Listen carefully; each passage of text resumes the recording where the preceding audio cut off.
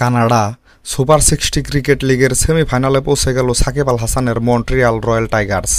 Group পর্বের শেষ ম্যাচে তারা ব্রাম্পটন ব্লিজকে হারালো 43 রানের বড় ব্যবধানে।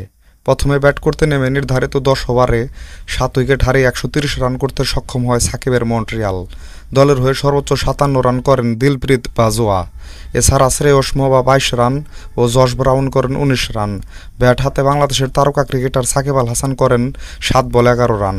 ব্রাম্পটনের বোলারদের মধ্যে ক্রিস গ্র্যাভস 3 উইকেট পান এবং একটি করে উইকেট পান ডেভিড ভিসা, হে লাইগার ও ভান ডার মারোয়ে। 131 রানের টার্গেটে খেলতে নেমে মন্ট্রিয়ালের বোলারদের তোপের মুখে পড়ে দিশেহারা হয়ে পড়ে ব্রাম্পটনের ব্যাটাররা, যার ফলে নির্ধারিত 10 ওভারে 6 উইকেট হারিয়ে মাত্র 87 রান করতে সক্ষম হয় তারা, যার ফলে ম্যাচটাতে 43 রানের বড় ব্যবধানে জিতে যায় মন্ট্রিয়াল। ব্রাম্পটনের ব্যাটারদের মধ্যে ডেভিড ভিসা 23 রান ও ভান ডার মারোয়ে করেন 21 রান।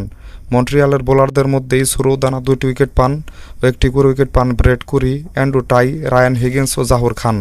এই ম্যাচে জয় পাওয়ায় 3 ম্যাচে 6 পয়েন্ট নিয়ে সেমিফাইনাল উঠে গেল সাকিবের মন্ট্রিয়াল।